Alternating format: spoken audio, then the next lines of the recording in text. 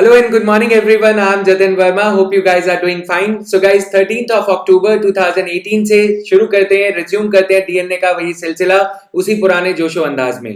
So guys आज से DNA regular मिलेगा आपको इसी YouTube चैनल पे. और guys बताना चाहूंगा I am both delighted and humbled at the launch of my new current affairs magazine for the month of सितंबर 2018. तो आप इस मैगजीन को पाने के लिए फेसबुक ग्रुप आईएएस तैयारी विद जतिन वर्मा पे जाके फेसबुक ग्रुप से ये डाउनलोड कर सकते हो. और जो लोग फेसबुक पे नहीं है टेलीग्राम चैनल से इसे डाउनलोड कर सकते हैं. मैगजीन के इश्यूज जून जुलाई अगस्त के लिए भी कवर किए जाएंगे. और गाइस साथ साथ बताना चाहूंगा कि जो लोग मेरे बारे में नहीं जानते हैं अनअकैडमी पे आप मेरे को फॉलो कर सकते हैं जतिन वर्मा नाम से. और इंग्लिश का जो डीएनए है वहां पे अनअकैडमी पे पा सकते हैं. हिंदी का डीएनए आपको यहीं इसी यूट्यूब चैनल पे मिल जाएगा. Now coming to this Facebook group, जिन्हें नहीं पता है आईएएस तैयारी with Jatin Verma Facebook group है जहां पे आपको यूट्यूब ये जो पीआईबी है पीआईबी के अपडेट्स, एआईआर एफएम रेडियो के अपडेट्स जो 106.4 पे न्यूज स्पॉटलाइट समरी आती है वो चीजें आपको यहाँ पे यूपीएससी या और state PSC public service commission exams के लिए और डिफरेंट गवर्नमेंट एग्जाम्स के लिए multiple choice questions etcetera daily basis पे यहाँ पे मिल जाएगा. Now coming to the 5 MCQs daily basis पे ये इनकॉर्पोरेट करे जाएंगे. आज के लिए मैंने सिर्फ 3 ही किए हैं ये. तो ये 3 से स्टार्ट करेंगे और डेली बेसिस पे 5 करंट अफेयर्स रिलेटेड एमसीक्यूज इसमें इनकॉर्पोरेटेड डीएनए के अंडर ही आपको यहाँ मिल जाएंगे. Now inflation up, industrial output slows. Inflation जो है मार्जिनली इंक्रीज हुआ है सितंबर के मंथ के लिए. जो फ्राइडे को डेटा रिलीज किया गया उसके बेसिस पे ये जो गवर्नमेंट डेटा है उसके बेसिस पे ये फाइंडिंग्स है. Retail inflation for the month of सितंबर इंच्ड अप अ बिट, यानी कि ज्यादा कोई इंक्रीज नहीं देखने को मिला है लेकिन यस इंक्रीज इसमें देखने को मिला है जो कि एक बेसिकली कंसर्न है क्योंकि इसके चलते ग्रोथ जो है वो कहीं ना कहीं डिक्लाइन कर रही है, भले ही मार्जिनली डिक्लाइन कर रही है. अभी के लिए तो मार्जिनल डिक्लाइन है तो ज्यादा वरी नहीं है, लेकिन कंसर्न ये है रिटेल इन्फ्लेशन, यानी कि जो रिटेल लेवल पे जो इन्फ्लेशन है वो जो कंज्यूमर लेवल पे जो मोस्ट पिंचिंग लेवल होता है उस पे इन्फ्लेशन आने वाले महीनों में इंक्रीज हो सकती है और इसमें हार्डनिंग ऑफ पॉलिसी रेट, यानी कि आरबीआई आने वाले मंथ्स में मॉनेटरी पॉलिसी कमेटी ये डिसीजन ले सकती है कि शायद इंटरेस्ट रेट्स को इंक्रीज करना पड़े, रेपो रेट को, जिसके चलते दिवाली के सीजन में और दिवाली के बाद भी हम ये इन्फ्लेशन एक्सपीरियंस कर सकते हैं. रिटेल इन्फ्लेशन जो कि कंज्यूमर प्राइस इंडेक्स द्वारा मेजर करी जाती है 3.77% पे है सितंबर में, जबकि ये अगस्त के मंथ के लिए 3.69 था अगस्त में. Latest CPI inflation print is less than the targeted inflation rate of 4% with ±2% range. However, the rate of core inflation, overall CPI, core inflation होता है CPI में से volatile food and fuel prices को जो rise हुई है food and fuel की prices में उसे माइनस कर दिया जाता है क्योंकि ये volatile है, ये एक prediction नहीं करने देते हमें, correct analysis inflation का नहीं करने देते, volatile रहते हैं, इसी के लिए इन्हें हम माइनस कर देते तो हमें कोर इन्फ्लेशन मिल जाता है जो कि रिलेटिवली स्टेबल होता है. वेजिटेबल के प्राइसेस, टमाटर के दाम, प्याज के दाम या क्रूड ऑयल के चलते, राइस के चलते पेट्रोल डीजल के दाम जो है काफी ज्यादा तेजी से गिरावट और उछाल देखने को मिलता है इनमें, तो इसलिए माइनस करके कोर इन्फ्लेशन जो है वो कम हुई है. यानी कि ये एक ट्रांजिशनरी फिनोमिना भी हो सकता है जो कि momentary increase in the prices of food and fuel commodities के चलते इन्फ्लेशन शायद बढ़ रहा है और वो भी मार्जिनल बढ़ रहा है. लेकिन जैसा मैंने बताया कि कंसर्न ये है कि शायद आने वाले समय में इन्फ्लेशन बढ़ सकती है. Slower inflation in food prices which make up nearly half of India's consumer price index has so far cancelled out the rises in the imported goods following the weakening of rupee. अब रुपए में गिरावट होने के चलते जो चीजें हम इंपोर्ट कर रहे हैं उनमें इंक्रीज देखने को मिलती है क्योंकि हमें ज्यादा रुपए देने पड़ते हैं हर डॉलर के लिए. यानी कि अगर हम कोई $100 का कोई फोन या कुछ भी आइटम यूएसए से मंगवाते हैं तो उसके बदले में जहां पहले हमें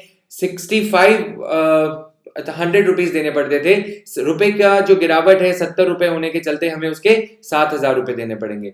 food inflation rose to 0.5% from a year earlier from 0.29% in August 2018. तो फूड इन्फ्लेशन जो है ये बढ़ रही है, यहाँ पे आप देख रहे हो, तो 0.5% from a year earlier from August 0.29% in August 2018 में. तो ये चीज है इसमें. अगस्त 2017 में पिछले साल के मुकाबले इस बार फूड इन्फ्लेशन में इंक्रीज देखने को मिल रहा है. Now stable inflation, consumer price inflation जो कि हम देखते हैं कि इससे बढ़ती है। तो ये बिजनेस पेज से कुछ लिया गया है और ये जो है आपका फाइनेंशियल एक्सप्रेस न्यूज़पेपर से लिया गया है, पहला पार्ट, जो कि हिंदू में थोड़ा कम एक्सप्लेन था इसलिए। सीपीआई इन्फ्लेशन जो है फेयरली स्टेबल है, लेकिन जो स्लाइट इंक्रीज देखने को मिल रहा है वो आने वाले समय के लिए अच्छा नहीं है। और अगर हम सेक्टर वाइज देखें, ओवरऑल प्राइस सिनेरियो स्टेबल है, growth is the aspect that requires policy intervention. और इसके साथ साथ कुछ और चीजें भी इसमें हैं।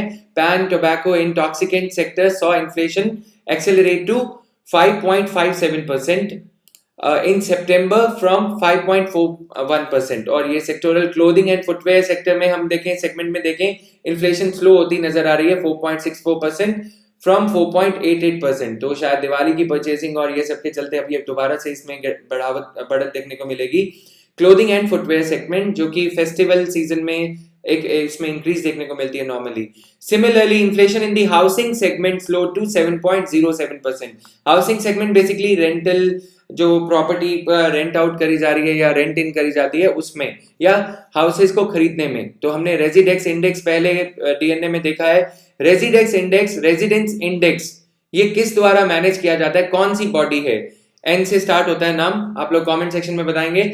Notably inflation in the fuel and light segment eased marginally. अब यहाँ पे फ्यूल और लाइट सेगमेंट में इन्फ्लेशन कम होने को हमें यहाँ पे देखने को मिल रही है। तो ये चीजें कई बार इंपॉर्टेंट हो जाती हैं इकोनॉमिक्स को समझने के लिए कि inflation fuel and light segment की वजह से नहीं बढ़ रही, जबकि हमने देखा कि क्रूड ऑयल के प्राइसेस हमें बढ़ते हुए नजर आ रहे हैं, उसके बावजूद भी इन्फ्लेशन नहीं बढ़ रही है क्रूड ऑयल प्राइसेस के चलते और लाइट सोर्सेज के चलते। नाउ यहाँ पे आप देखोगे कि एक पैटर्न अगर हम थोड़ा सा देखें, कॉरेस्पॉन्ड करता है decrease in index of industrial production. जहां जहां पे इंडेक्स नॉर्मली कॉरेस्पॉन्ड करता है, जैसे कि मई में आप देखोगे index of industrial production decline हो रहा है, तो मई में इन्फ्लेशन बढ़ती हुई नजर आएगी। क्योंकि फॉर्मूला ये है ग्रोथ का, जो नेट ग्रोथ का फॉर्मूला है वो कुछ इस तरह से है। Net growth is equal to nominal GDP. Nominal GDP मतलब जो कि बिना इन्फ्लेशन, जो इन्फ्लेशन इंक्लूसिव जीडीपी है। नॉमिनल जीडीपी से में से अगर हम माइनस कर देते हैं inflation, then we get net और रियल जीडीपी। सो इसी के चलते कॉरेस्पॉन्ड नॉर्मली करता है, ये जरूरी नहीं है कि वो कॉरेस्पॉन्ड हर हाल में करे ये दोनों चीजों में, राइट। तो दोनों में नेगेटिव कोरिलेशन रहता है। अगर इन्फ्लेशन इंक्रीज होती है तो रियल जीडीपी डिक्लाइन करेगा। नाउ एनालिस्ट्स का क्या कहना है, प्रिंसिपल इकोनॉमिस्ट जो इकरा के हैं उनका ये कहना है जो माइल्ड अपटिक देखने को मिल रहा है। तो गाइस एनालिस्ट का ये कहना है कि 3-4 कंसर्न्स हैं यहाँ पे। एक तो rise in crude oil prices और sharp weakening of the rupee के गिरावट जो हमने एग्जांपल लिया 65 रुपए और 70 रुपए वाला, उसके चलते इंपोर्टेड गुड्स की लैंडिंग कॉस्ट हमारी कंट्री में बढ़ जाती है, जिसके चलते शायद उसका नेगेटिव इम्पैक्ट हमारे जो है करंट अकाउंट डेफिसिट पे भी पड़ता है और इन्फ्लेशनरी सिनेरियो पे भी पड़ता है, inflation scenario in the country पे भी पड़ता है। The revision in minimum support prices, जिसके चलते फार्मर्स के हाथ में ज्यादा इनकम आ जाएगी। दूसरी बात, जिसके चलते फूड ग्रेन्स के प्राइसेस इंक्रीज हो जाएंगे। जो मार्केट है उसमें अगर मेरे को पहले वीट खरीदना था तो वो कम था, लेकिन अब अगर फार्मर को मिनिमम सपोर्ट प्राइस उतना मिल रहा है तो कम से maximum retail price of food grains जो कि हमारे जो एमएसपी के अंडर आते हैं उनका प्राइस भी ऊपर जाएगा। तो ये सब के चलते हेडलाइन इन्फ्लेशन जो है 4% से ऊपर जा सकती है। और इसके चलते आरबीआई ने पहले से ही इन्हीं रिस्क के चलते combined with the change in stance from neutral to calibrated tightening, पहले न्यूट्रल स्टैंड था कि ना तो रेट को इंक्रीज किया जाएगा ना रेट को डिक्रीज किया जाएगा, लेकिन अब कैलिब्रेटेड टाइटनिंग का मतलब आरबीआई की जो, अगर आप ये फ्रेजियोलॉजी देखो, जो भी शब्दावली ये यूज करी जाती है मॉनेटरी पॉलिसी में, अगर आप उसे देखें तो इस फ्रेजियोलॉजी का मतलब ये है कि धीरे धीरे से टाइटनिंग ऐसे करी जाएगी मॉनेटरी पॉलिसी को, पैसे को टाइटन किया जाएगा मार्केट में, मनी सप्लाई को कैलिब्रेटेड वे में, ताकि वो ग्रोथ को भी अफेक्ट ना करे, ग्रोथ और इन्फ्लेशन में तालमेल बैठाते हुए। तो इसके ये कारणों के चलते, 3 कारणों के चलते लाइकली रेट इंक्रीज किया जा सकता है दिसंबर 2018 के पॉलिसी रिव्यू में, while adding that there is expectation of further rate hikes of 25 to 50 basis points, 100 basis points और BPS means 1%। तो ये रेट हाइक्स हो सकती हैं, ये कहना है इकरा के एनालिस्ट का। लेकिन जो चीफ इकोनॉमिस्ट हैं क्रिसिल के साथ में, उनका ये कहना है with the expectation of overall healthy agricultural production, food inflation should stay contained and way down consumer inflation. Food inflation जो है कंटेन रहनी चाहिए और कंज्यूमर इन्फ्लेशन पे ज्यादा असर इसका नहीं पड़ेगा। अगर एमएसपी इंक्रीज भी होता है तो translates into commensurate increase in the retail prices, consumer inflation can rise only 50 basis points, इससे ज्यादा नहीं होगा। मतलब कि इकरा के एनालिस्ट जो हैं वो थोड़ा पेसिमिस्टिक हैं, क्रिसिल के थोड़ा ऑप्टिमिस्टिक हैं, बाकी बात समय बताएगा। Now on rate of industrial production पे अगर हम बात करें, while the rate of industrial production growth slowed down to a 3 months low of 4.3% in August, तो ये इसमें 4.3% की गिरावट यहाँ पे भी देखने को मिल रही है। और अगर मैन्युफैक्चरिंग सेक्टर की बात करें, मैन्युफैक्चरिंग सेक्टर इंडस्ट्रियल ग्रोथ का जो एक अहम हिस्सा है, 4.6% ग्रो करा है अगस्त में, कंपेयर्ड विद नियर 7% इन जुलाई। तो ये गिरावट है, एक चिंता का विषय है पॉलिसी मेकर्स के लिए। But 3.8% in August a year ago.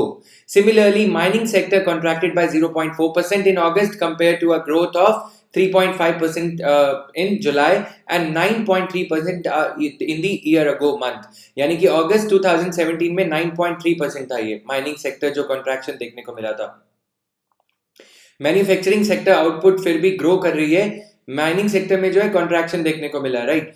Capital goods output, capital goods यानी कि वो चीजें जो कि आगे मैन्युफैक्चरिंग करने के लिए काम आती हैं, जैसे कि मशीनरी, वो सब चीजों की ग्रोथ जो है डिसेलरेट हुई है, 5% तक आ गई है during the month of August from 7.3% expansion year ago. पिछले साल जबकि ये बढ़ी थी, इस साल ये कम होती हुई देखने को। अब ये सरकार के लिए अहम इशू है क्योंकि इलेक्शन ईयर है और ग्रोथ के आंकड़े कुछ और ही बताते हैं। Overall in terms of industries, 16 out of 23 industry groups in the manufacturing sector have shown positive growth during August 2018 compared to the corresponding month. तो ओवरऑल ये ग्रीन लाइन इसलिए ली गई है, 16 out of 23 industry groups in the manufacturing sector have shown positive growth. आपके लिए comment section में जो core industries हैं इंडेक्स ऑफ इंडस्ट्रियल प्रोडक्शन में, उसमें कौन कौन सी इंडस्ट्रीज आती हैं, कमेंट सेक्शन में आप लोग इसे जो है आंसर करेंगे। But in the coming months, manufacturing should find support from improving exports. Exports improve हो जाएंगे तो फिर मैन्युफैक्चरिंग ज्यादा शायद हो सकती है। ये एक अभी के लिए एनालिसिस है, दैट्स इट। नाउ गवर्नमेंट का फोकस है बिल्डिंग ऑफ रोड्स पे, हाउसेस पे, रूरल इंफ्रास्ट्रक्चर पे, जिसके चलते ग्रोथ को एक नया फिलिप, एक नया इम्पेटस मिल सकता है to rural demand, by extension to industrial production. Rural demand इससे बढ़ेगी अगर, क्योंकि बिल्डिंग ऑफ रोड्स होगा तो कीन्सियन थ्योरी दोबारा से यहाँ पे आती है।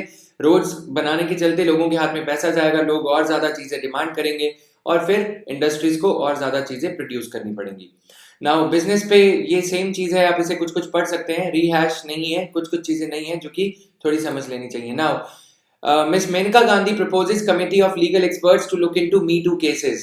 Minister for Women and Child Development Menaka Gandhi announced that the government will set up a committee of judges and lawyers to examine the existing legal institutional framework to deal with complaints of sexual harassment at workplace.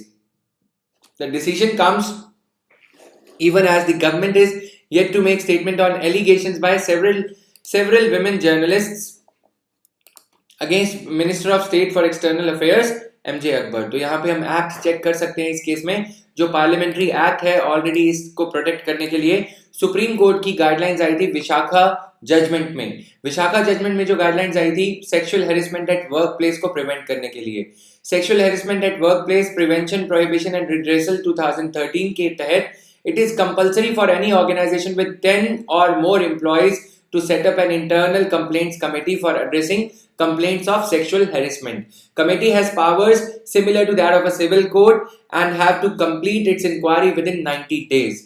To ensure that companies implement the law, the government made it mandatory according to a notification in July for companies to disclose whether they have constituted an internal complaints committee।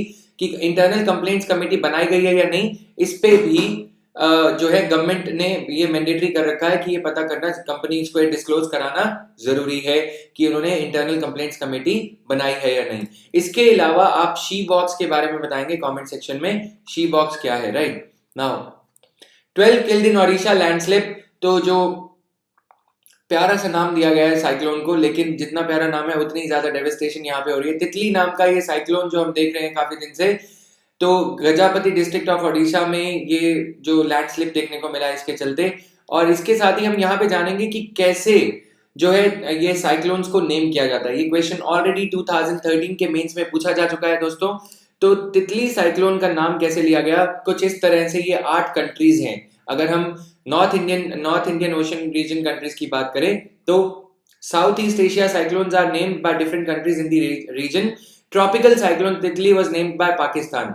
और यहाँ पे कुछ ऐसे start होता है alphabetical order में, A B C D में B पहले आता है, आई बाद में, तो इंडिया को बाद में. सबसे पहला नाम 2004 में हेलेन बांग्लादेश ने डिसाइड किया था, देन इंडिया, फिर आई जे के एल एम एम, यानी कि अल्फाबेटिकल ऑर्डर में ये नाम ऐसे आगे बढ़ते रहते हैं. उसके बाद जब ये सिलसिला पूरा हो जाता है तो एडवांस में नाम्स डिसाइड किए जाते हैं. राइट, ये कंट्री को प्रेरोगेटिव दिया जाता है, कंट्री को तवज्जो दी जाती है कि कंट्री नेक्स्ट आने वाला साइक्लोन वो चाहे उस कंट्री को ज्यादा अफेक्ट करे या ना करे, लेकिन उसका नाम वो कंट्री डिसाइड करेगी. तो जैसे ओक्ची, ये इसका इफेक्ट ज्यादा हमारे ओडिशा में भी देखने को मिला था, लेकिन इसका नाम जो है बांग्लादेश ने डिसाइड किया था. राइट, वैसे ही सागर, मेकुनु और कुछ और जानते हैं. ये टाइम्स ऑफ इंडिया को क्रेडिट जाएगा इस इमेज का, हिंदू में ये आज कवर नहीं था. तो वर्ल्ड लेवल पे अगर हम देखें, वर्ल्ड लेवल पे भी इन साइक्लोन्स को नाम दिया जाता है. नाम क्यों दिया जाता है? So as to identify the cyclones and the devastation caused and to take relief measures. World Meteorological Organization and United Nations Economic and Social Commission for Asia and Pacific started the tropical cyclone naming in 2000. इन्होंने 2000 में start करी थी. North Indian, यहाँ पे हम देखते हैं first tropical cyclone north Indian ocean basin में 2004 में ओनिल के नाम से बांग्लादेश ने इसे नाम दिया था. राइट, तो Indian meteorological department named by the Indian meteorological department. तो ये चीज है. 8 north Indian ocean countries, Bangladesh जो हमने नाम पीछे देखे हैं, इसमें ओमन भी इंक्लूडेड है, ये ध्यान रहे. ओमन is an outlier, is an exception, क्योंकि ये नॉर्मली जो कंट्रीज हैं इनके बारे में, and Thailand also deserves attention here. तो 8 names was combined into a list of 64 names. One name from each country is picked in an order to name the cyclone. The previous storm, Mora, that caused severe flooding across northeast India in May was named by Thailand. Mora was named by Thailand, and Mora is the name of one of the heading stones and also means the star of the sea. The next cyclone was named Sagar, a name given by India. तो ऐसे ही, why naming? For easy communication between the forecasters and the general public.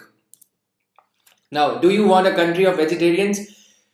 Supreme court में एक petition file किया गया था कि non vegetarian food को ban कर दिया जाए. इस पे कुछ आक्रामक ये शब्दावली यूज करते हुए हमारे जस्टिस लोकुर ने ये कहा, do you want to have a country of full vegetarians, so you want the entire country to be full of vegetarians. लेकिन फिर भी इस पीआईएल को एडमिट कर लिया गया है. एडमिट करने के पीछे कारण ये था, एंटीबायोटिक जो मिसयूज किया जाता है इनमें, उसके चलते contending that the trust was not oppose to private domestic meat.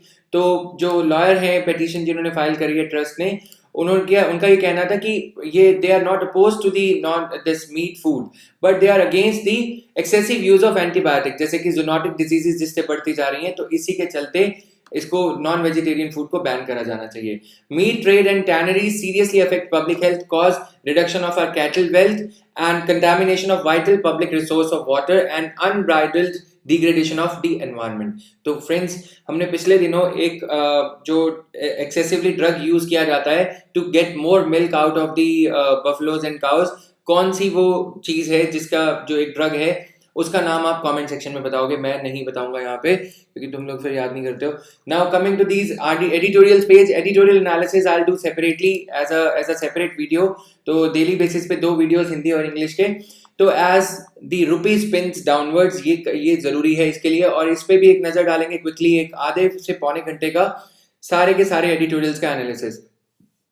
तो इसके बारे में थोड़ी सी अवेयरनेस जरूरी है, ये हमारे लिए जरूरी है इंटरनल सिक्योरिटी के लिए. GSM 3 पेपर के लिए, इंटरनल सिक्योरिटी के लिए इसे रीड कर सकते हैं. तो ये एडिटोरियल जो है इसमें थोड़ा सा समझने वाला काम है, इस पे सबसे ज्यादा अटेंशन रहेगी. 1, 2 एंड 3 ये थोड़ा सा रीड कर सकते हो, और ये भी थोड़ा सा रीड कर सकते हो. इसके अलावा past land in the sea of sewage, ये भी थोड़ा बहुत देख सकते हैं इसे, बाकी ज्यादा कुछ नहीं है. द सॉल्ट ऑन ट्रैक से CEO.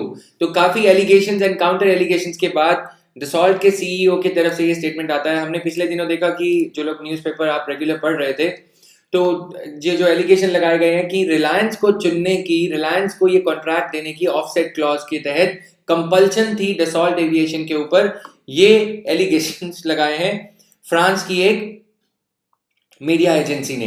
तो उनका कहना है कि ये एलिगेशंस जो अब हमारी सरकार उस पे जो है इस पे थोड़ा ये स्पष्टीकरण देते हुए हम देख रहे हैं हमारी जो डिफेंस मिनिस्टर है उन्होंने कहा है कि ऐसा कुछ नहीं था, ये डसॉल्ट के ऊपर था कि उन्होंने रिलायंस को क्यों चूज करा। ऑफसेट क्लॉज क्या है कि यदि इंडिया इतने महंगे या भी जो भी हम कोई डील करेंगे, ऑफसेट क्लॉज में ये होता है कि हम किसी भी कंट्री से डील करते हैं, मान लो कि 54,000 करोड़ रुपीस की, तो उस कंट्री को कुछ जो हम पैसे दे रहे हैं 54,000 करोड़ रुपीस इंडिया से बाहर चले जाएंगे, फ्रांस चले जाएंगे, तो इस पैसे को थोड़ा सा वापस लाया जा सके, इसीलिए इंडियन कंपनी, चाहे वो रिलायंस हो, अंबानी हो या अदानी कंपनी, कोई भी कंपनी हो या टाटाज हो, उन्हें ये कॉन्ट्रैक्ट डसॉल्ट को देना होगा ताकि हमारी विदेशी मुद्रा, हमारी फॉरेन एक्सचेंज रिजर्व थोड़ी प्रिजर्व करी जा सके, थोड़ा उसे वापस लाया जा सके। तो ये ऑफसेट क्लॉज के तहत इस जो राफेल डील को है साइन किया गया था। लेकिन ये क्वेश्चन ये उठाए जा रहे हैं कि सिर्फ रिलायंस पे ही रिलाय क्यों किया गया। ये काउंटर एलिगेशंस भी हैं, फिर एलिगेशंस भी तरफ से हैं, तो दोनों तरफ से ये चीज है। हमारे लिए जो समझना जरूरी था वो था सिर्फ ऑफसेट क्लॉज को समझना, और बाकी चीजें ये जो सीईओ है कंपनी के, ये कह रहे हैं offset agreement was in full compliance with the defence rules of India. Company expected to complete माफ कीजिएगा, to complete the production of infrastructure in India by 2019। Then work review statement from the top official came just hours before Defense Minister Nirmala Sitharaman landed in France। तो ये clarifications जो दी जा रही हैं, तो ये चीज है। अभी भी जो गवर्नमेंट ने ये स्टैंड मेंटेन किया हुआ है कि इसका जो प्राइस कंपोनेंट्स हैं, कि जब कांग्रेस के यूपीए 2 के कार्यकाल में, यूपीए 1 के कार्यकाल में जो प्राइस तय किया गया था, उससे एक्सपोनेंशियल इंक्रीज जो हुआ है प्राइस में, दाम जो बढ़ा दिए गए हैं राफेल के, वो क्यों बढ़ा दिए गए हैं, उस पर अभी तक भी कोई जो सिक्योरिटी क्लॉज के चलते इंडिया ने, गवर्नमेंट ने ये कहा है, डिफेंस मिनिस्ट्री ने ये कहा है कि हम प्राइस के इंक्रीज के पीछे कारण नहीं बता सकते। अभी तक उस पर चुप्पी ही है, उस पर कोई खुलासा नहीं किया गया, क्योंकि इंडिया की सिक्योरिटी का भी इशू इसमें इन्वॉल्व है कि अगर जो रिकॉन्फ़िगरेशन करवाई गई है राफेल में, अगर करवाई गई है, तो वो हमारे जो एडवर्सरी नेशंस हैं उनको इसकी रेवलेशंस ना मिल जाए। Now, Defense Minister Nirmala Sitharaman has faced a new question here over the deal to buy Rafale fighter jets from France. At a briefing in Paris, pressed on whether India would go ahead with the deal amid a chorus of crony capitalism claims and complaints filed by Indian anti-corruption groups, Minister said it is more for the companies which have chosen A, B or C as their partners to answer question if there are any. Personal view मेरा ये कहता है कि जब बोफोर scam या फिर coffin scam, ऐसे सब स्कैम्स हो चुके हैं, तो आदर्श सोसाइटी स्कैम, तो ये इसके चलते कोई ना कोई क्लैरिफिकेशन कहीं ना कहीं से, जो एक रिस्पॉन्सिबल स्टेटमेंट, इस पे ज्यादा जो है light, to throw some more light on this issue, ये आनी चाहिए कहीं से, कि एक ऑफिशियल गलियारों से, कि क्यों इतना प्राइस में इंक्रीज हुआ। क्योंकि डिफेंस जहां पे कि सिक्योरिटी क्लॉज लगा के, कोई भी आरटीआई के सेक्शन 8 के अंडर सिक्योरिटी क्लॉज लगा के कोई रेवलेशन करना या कोई चीज प्राइस इंक्रीज बताना जरूरी नहीं है। इसी के चलते डिफरेंट गवर्नमेंट्स पे डिफरेंट टाइम्स पे ये एलिगेशंस लगाए गए हैं, राइट। चाहे वो तहलका स्कैम हो, अब ये जो फ्रांस की तरफ से रेवलेशंस आ रही हैं। On the eve of defence ministers first visit, French investigative website Mediapart quoted the notes of a meeting between Dassault management and the workers' representatives, which described the choice of Reliance as imperative and compulsory। यानी कि Reliance as a company को choose करना, Reliance से ही खरीदारी करना Dassault के लिए अनिवार्य था। ऐसा क्यों? Now, Collegium recommends CJs for 5 high courts। Supreme Court Collegium ने headed by CJI mister Ranjan Gogoi ने उन्हें नए जो नाम अपॉइंट करने के लिए जजेस के for appointment as chief justice of Bombay and Calcutta high court, ये किया गया है फैसला। इसके अलावा एडिशनल जजेस को जो है परमानेंट जजेस बना दिया गया है 2 हाई कोर्ट्स में। तो हमारे लिए इंपॉर्टेंट ये है फैक्चुअल न्यूज के तहत की तौर पे कि it is made clear that collegium while making the above recommendations is conscious of the fact that justice NH Patil hails from Bombay High Court and is due to retire in April 2019. In this connection, the Collegium has invoked the provisions of the Memorandum of Procedure, which provides for elevation of a viewing judge as Chief Justice in his own High Court if he has 1 year or less to retire। अगर कोई भी जज जो हैं promote करे जाते हैं justice के लेवल से, chief justice of any high court, तो उन्हें दूसरे हाई कोर्ट में जो है ट्रांसफर किया जाता है। लेकिन अगर उनकी रिटायर होने में 1 साल या 1 साल से कम का समय बचा है तो उन्हें उसी हाई कोर्ट का ही चीफ जस्टिस लगाया जा सकता है। 3-member collegium also recommended the appointment of 3 additional judges of Madras High Court as permanent judges. Permanent जजेस, एडिशनल जजेस होते क्या हैं?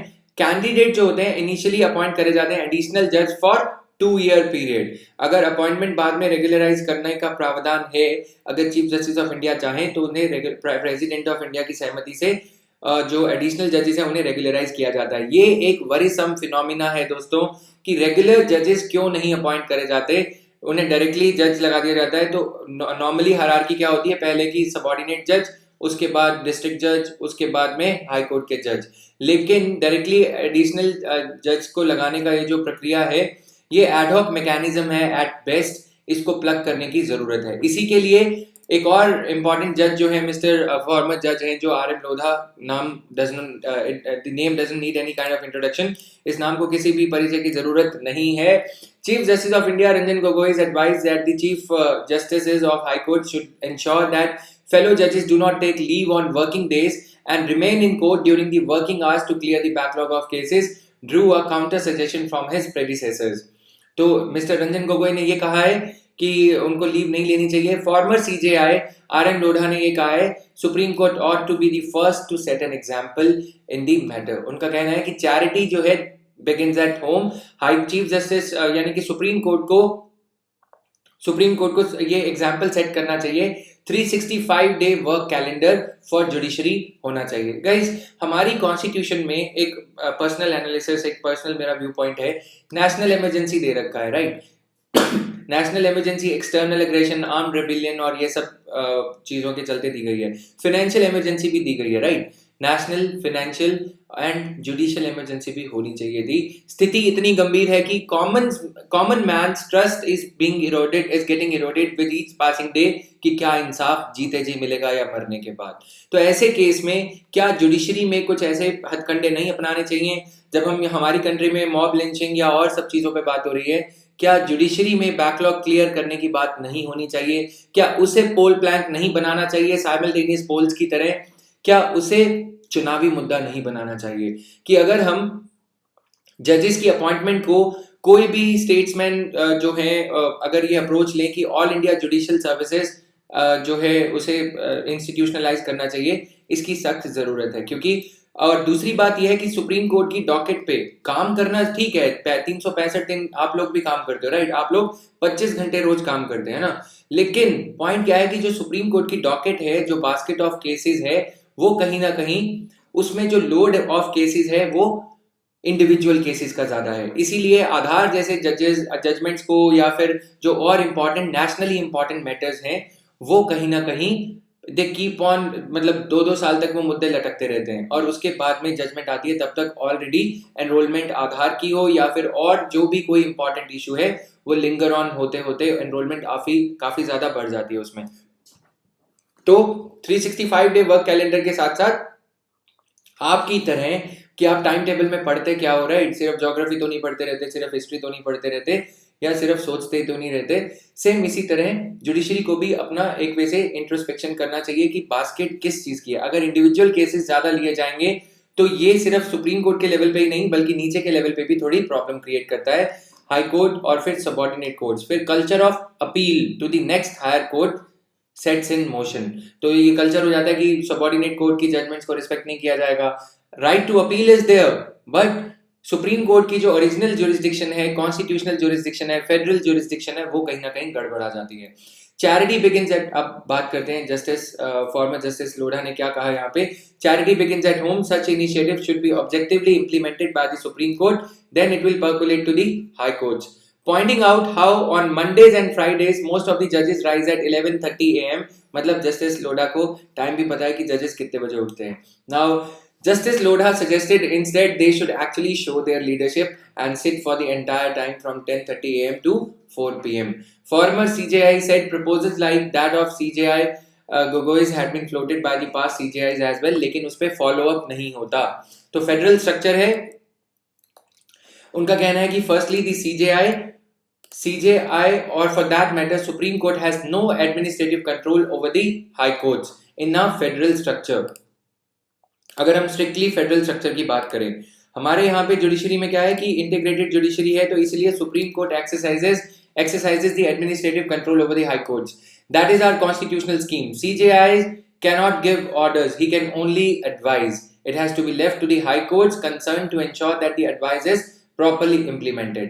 यहाँ पे हम थोड़ा काउंटर कर सकते हैं, क्योंकि अगर जुडिशरी में भी स्ट्रिक्ट कमांड कंट्रोल कल्चर नहीं होगा तो फिर जस्टिस JS कर्नन जैसे केसेस का क्या होगा, राइट? ऐसे केसेस में एडमिनिस्ट्रेटिव कंट्रोल एक्सरसाइज करना जरूरी है. ऐसे केसेस में हाई कोर्ट के चीफ जस्टिस को ये कहना कि एक रिपोजिटरी बनाई जाए टेंटेड रिकॉर्ड है जिन पॉलिटिशियंस का, उनके ऊपर रिपोजिटरी बनाई जाए और बैकलॉग उसका जल्दी क्लियर करा जाए, तो सुप्रीम कोर्ट बाइंडिंग डायरेक्टिव जो देता है उसे बरकरार रखा जाना चाहिए, यानी कि उसे एडवाइजरी नहीं बनाना चाहिए, क्योंकि एडवाइस चाहे वो डीएनए से हो चाहे वो कहीं से भी हो, फिर वो it falls on def years. यानी कि जैसे हम देखते हैं कि सुप्रीम कोर्ट गवर्नमेंट को काफी ज्यादा एडवाइसेस देता है, अल्टीमेटली फिर लिकर बैन जैसी गाइडलाइन जो जजमेंट है वही देनी पड़ती है. Former CJI said that efforts to trim the backlog should be collective, collaborative and consensual among the CJI, Supreme Court judges and the High Court Chief Justices.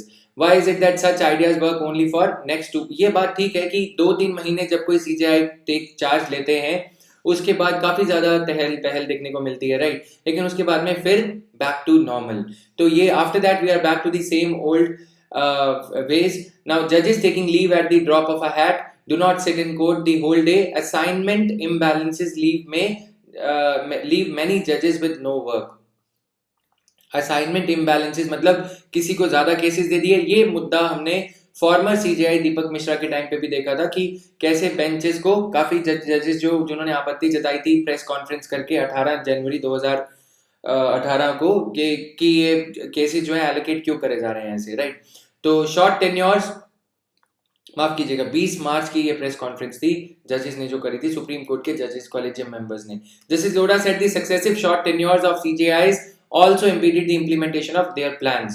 तो क्या CJI को 3 साल का टेन्योर दिया जाना चाहिए या 2 साल का टेन्योर दिया जाना चाहिए to bring about the institutional reforms? Answer दोनों वे में किया जा सकता है, येस और नो. अगर कोई सीजेआई मतलब अगर फिक्स टेन्योर दिया जाता है तो ऐसे केस में जो पीछे के जो सीजेआई हैं जो सीनियरिटी वाइज शायद वो सीजेआई बनते तो वो नहीं बन पाएंगे, right?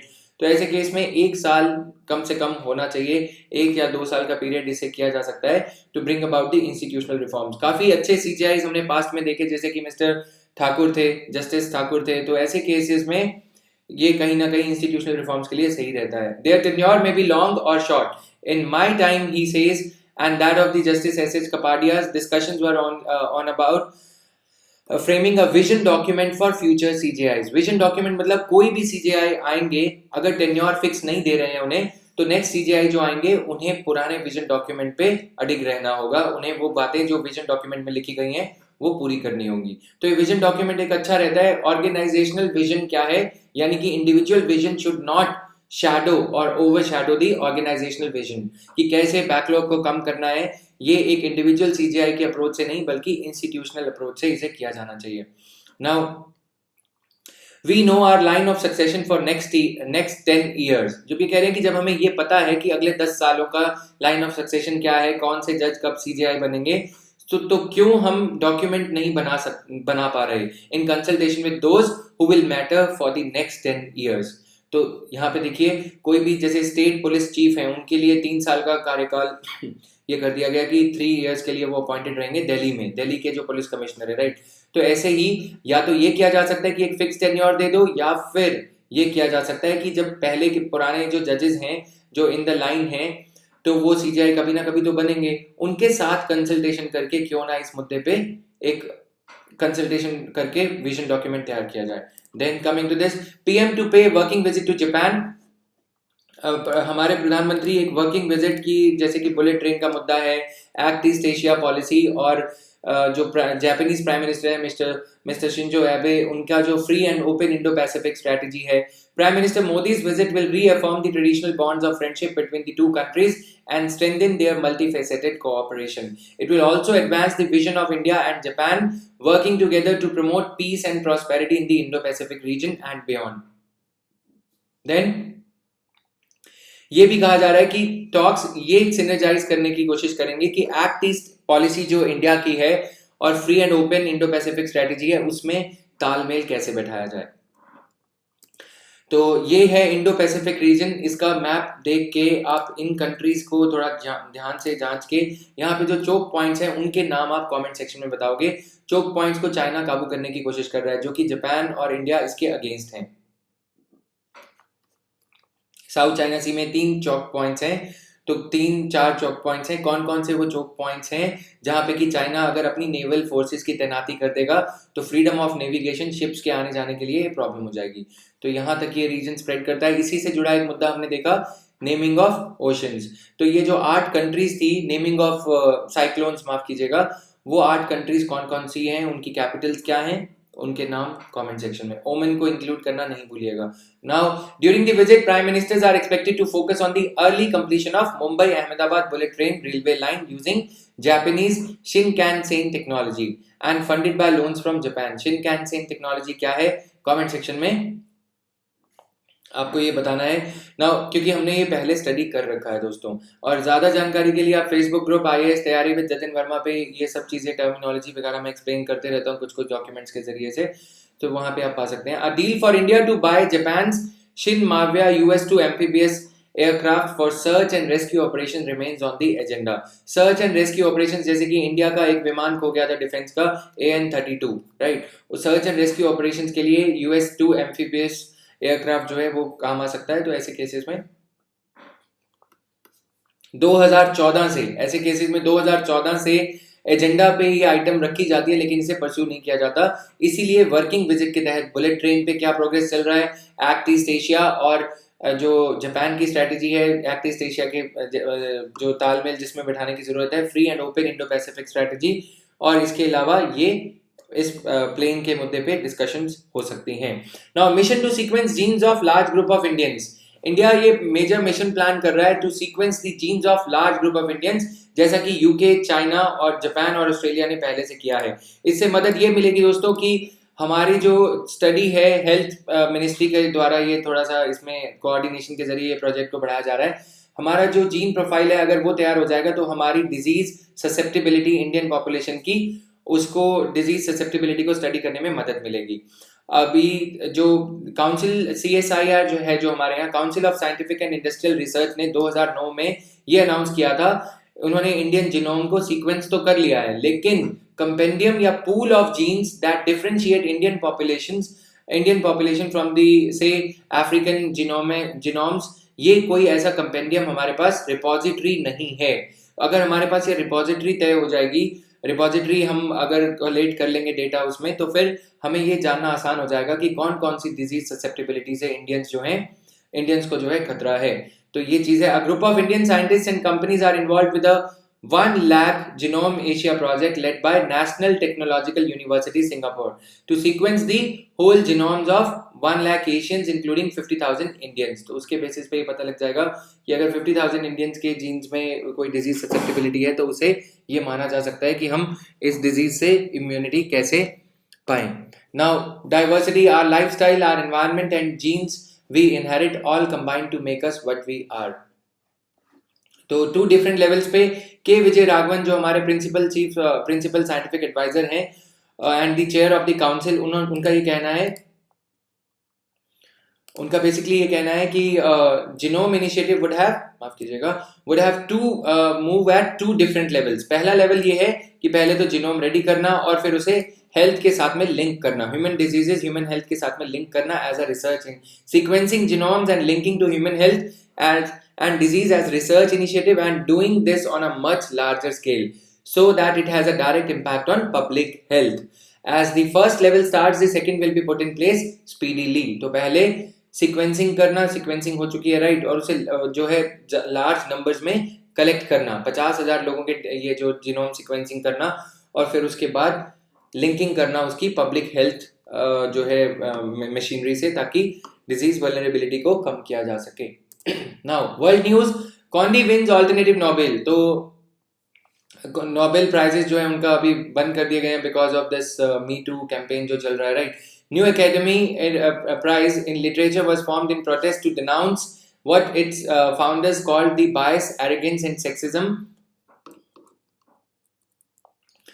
sexism of the venerable Swedish Academy, which selects the Nobel laureates. Swedish Academy was plunged into a turmoil in 2017. तो ये आरोपों के घेरे में अपने आप को पाती हुई Swedish academy over its ties to Frenchman Jean-Claude Arnault, who was jailed for 2 years in early October for the rape. तो 2 साल के लिए इन्हें जो जेल सुनाई गई थी स्वीडिश एकेडमी से उनका एसोसिएशन था, इसीलिए नाउ द न्यू इसके लिए जो ग्वाडिलोपियन नाम से ऑथर जो है नाम से जो ये बुक लिखी गई है लिटरेचर के लिए, तो उसमें Maryse Conde won an alternative award formed in protest to the Nobel laureate prize.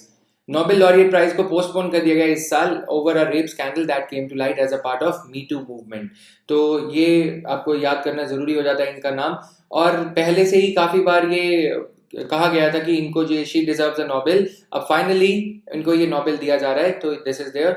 ये आपको एक तो बुक का नाम याद करना है ग्वाडेलोपियन, एंड देन इनकी इसकी राइटर जो है मार्से कॉन्डी. और ये जो नोबेल प्राइज दिया है new academy prize in literature, ये प्रोटेस्ट नोबेल एकेडमी के प्रोटेस्ट में इसे इंस्टीट्यूशनलाइज किया गया है. तो ये founded by more than 100 Swedish writers and artists and journalists said more than a week after the Nobel laureate prize would have been announced. तो इसी के साथ ही ये आज का डीएनए जो है खत्म होता है, क्योंकि बिजनेस न्यूज जो है हमने पार्ट 1 में ही कवर कर लिया है. आज से डीएनए रेगुलर रहेगा. और जैसा मैंने बताया कि गाइज इंग्लिश का DNA you can find that on Unacademy.